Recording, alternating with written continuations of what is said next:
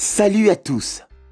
La vie des grands hommes nous rappelle que nous pouvons rendre la nôtre sublime, a dit un homme sage. Face à l'adversité, plusieurs se rétractent et abandonnent, mais cela n'est pas le cas de notre personnage d'aujourd'hui. Un entrepreneur incontestable et un homme politique hors du commun. Ce Congolais qui transforme en or tout ce qu'il touche a récupéré une entreprise de taille moyenne pour la transformer en un immense conglomérat. Il a aussi récupéré une équipe de football comme tant d'autres pour en faire la number one d'Afrique.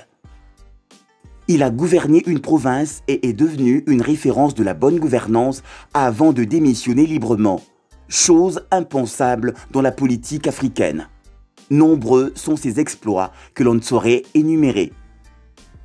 Les mots à son égard peuvent paraître excessifs, mais c'est dans ce moule que rentre désormais celui qui est considéré comme l'un des plus grands entrepreneurs congolais et comme un homme politique incontournable. Moïse Katumbi. Voici le portrait typique de l'entrepreneur et du politicien qui nous inspire aujourd'hui et qui inspirera les générations à venir. Dans cette vidéo, nous allons essayer de reconstituer ce qui a permis à ce Congolais d'avoir ce parcours d'exception et d'être compté à la faveur de quelques décennies seulement parmi les plus grosses fortunes d'Afrique francophone. Cette vidéo est un cocktail d'inspiration. C'est parti!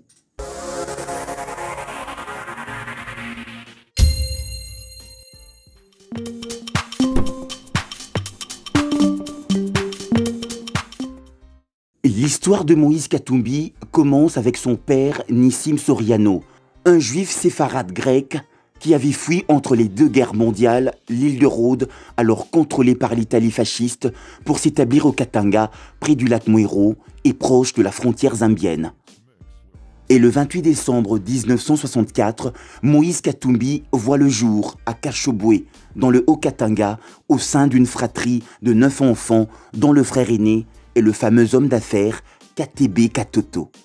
Son père développera un commerce de poissons qui est repris plus tard par son frère aîné.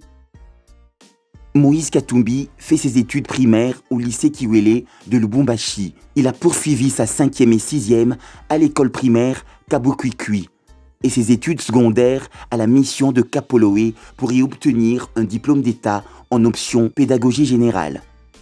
Il a également suivi une formation de gestion en Zambie.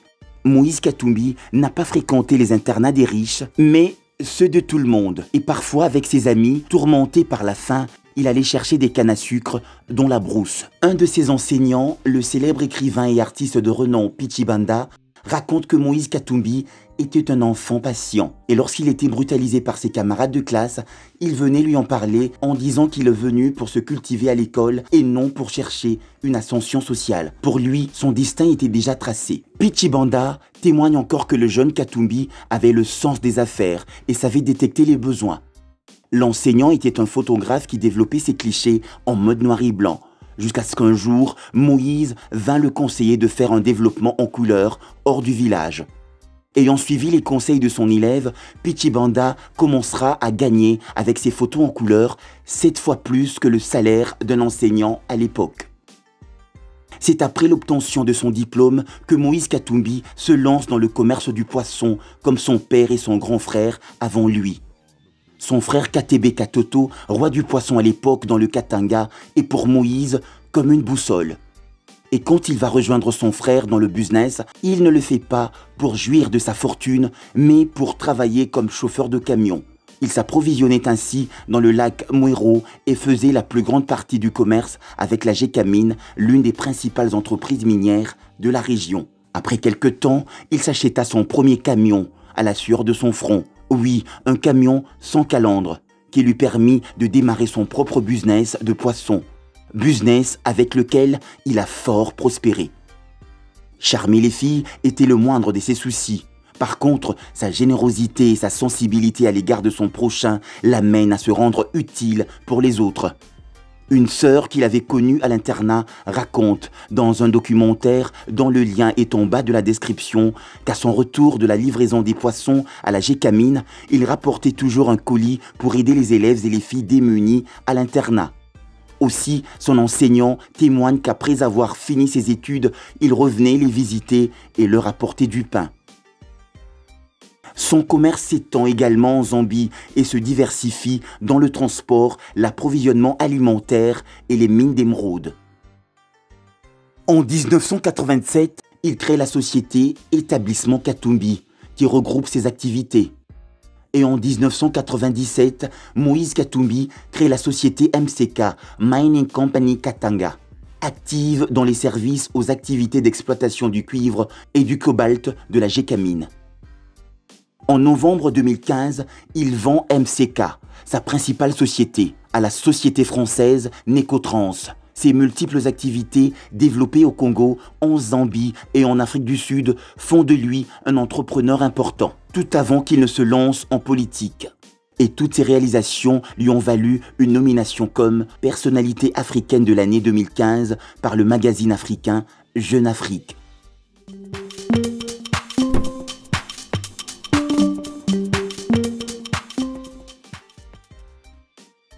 Son frère aîné, qui est son mentor, a sponsorisé le club de football tout-puissant Anglebert pendant 30 ans.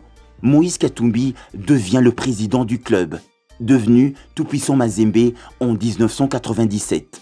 Le Tout-Puissant Mazembe est un club de football congolais qui a remporté 5 fois la Ligue des champions africaine, en 1967, en 1968, en 2009, en 2010 et en 2015. Dont 3 fois sous la présidence de Moïse Katumbi.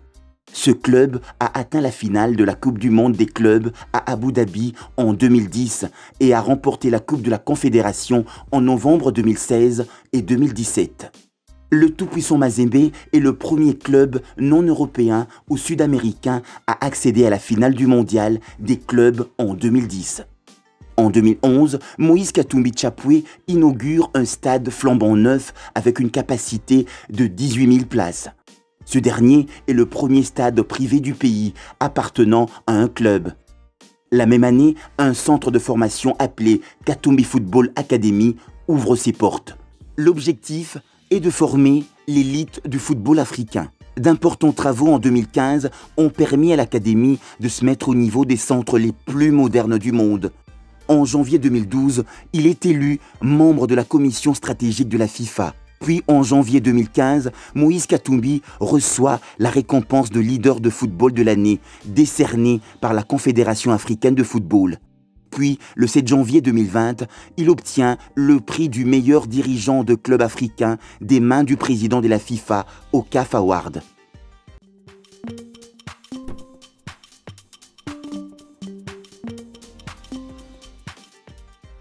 En 2006 et en 2011, Moïse Katumbi soutient la campagne électorale de Joseph Kabila. Aux élections législatives de 2006, Moïse Katumbi est élu député du Katanga avec plus de 100 000 voix en sa faveur. Puis, il est élu en janvier 2007 gouverneur de la province du Katanga avec 94 voix sur 102. Entre 2007 et 2015, il est gouverneur du Katanga et enchaîne des exploits innombrables qui l'ont poussé à être apprécié par la population et par le président de l'époque. Et le 15 décembre 2012, la Millennium Excellence Foundation lui décerna comme récompense Black Star d'Afrique 2012 à Nairobi, au Kenya. La distinction récompense ses réalisations et son rôle modèle de la bonne gouvernance en Afrique. Moïse Katumbi démissionne du PPRD et du gouvernorat le 29 septembre 2015, dénonçant par une déclaration publique les dérives anticonstitutionnelles du régime, le recul de l'état de droit et des libertés individuelles en République démocratique du Congo et la volonté du président Kabila de se maintenir au pouvoir au-delà de ses 2 mandats constitutionnels. Il en appelle par la même occasion à un large rassemblement républicain et démocratique dans le pays.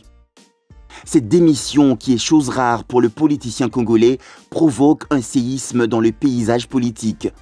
En mars 2016, il est désigné candidat à la présidence par les opposants du groupe G7, une coalition de 7 partis politiques de l'opposition ayant claqué la porte de la majorité présidentielle. Et en mai 2016, par les opposants d'Alternance pour la République, une autre coalition formée par 16 partis politiques. Le mercredi 4 mai 2016, il officialise sa candidature sur son compte Twitter et par voie de communiqué de presse. Le 12 mars 2018, à Johannesburg, il lance avec son soutien la plateforme électorale Ensemble pour le changement. Depuis sa démission du PPRD de son poste de gouverneur et suite à l'annonce de sa candidature à l'élection présidentielle, un acharnement judiciaire se déclenche contre sa personne et une enquête s'ouvre sur base d'un soupçon pour recrutement des mercenaires. Poursuivi et condamné dans son pays pour plusieurs chefs d'accusation que ses avocats qualifient de procès politique, il tente en vain de revenir au Congo pour poser sa candidature à l'élection présidentielle prévue en décembre 2018. Un mandat d'arrêt est émis à son encontre lorsqu'il demande une autorisation d'atterrissage et de survol de l'espace aérien congolais. La demande lui est refusée. À 2 reprises, il tente de forcer le passage par le poste frontalier de Kasumbalesa. 4 jours avant l'expiration des dépôts de candidature à la présidentielle, le gouvernement zambien lui notifie officiellement que Kinshasa n'agrée pas son entrée en République démocratique du Congo. Désemparé, Moïse Katumbi annonce qu'il compte saisir les instances régionales et sous-régionales afin de trouver gain de cause.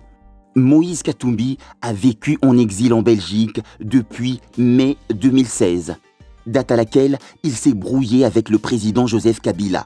Pendant son exil, il a été condamné à une peine de 3 ans de prison pour son rôle présumé dans une transaction immobilière frauduleuse dont le jugement est cassé le 19 avril 2019. Il a également été jugé pour avoir prétendument embaucher des mercenaires et pour possession d'un passeport italien contre les lois de la RDC qui n'autorisent pas la double nationalité. Mais avec l'alternance à la tête du pays et l'avènement d'un nouveau président, les charges contre lui ont été abandonnées. Après 5 ans d'exil de fait, Moïse Katumbi a fait son grand retour à Kinshasa, acclamé par plusieurs milliers de manifestants avant de s'entretenir avec l'actuel président de la République. Moïse Katumbi est actuellement l'un des poids lourds dans la politique congolaise. Merci d'avoir suivi cette vidéo jusqu'à la fin. Si elle vous a plu, veuillez mettre un pouce bleu ou un j'aime et partagez-la avec vos proches. Vous pouvez aussi nous dire en commentaire le lieu d'où vous nous suivez. Merci encore et à bientôt pour une autre vidéo sur Bossamcom.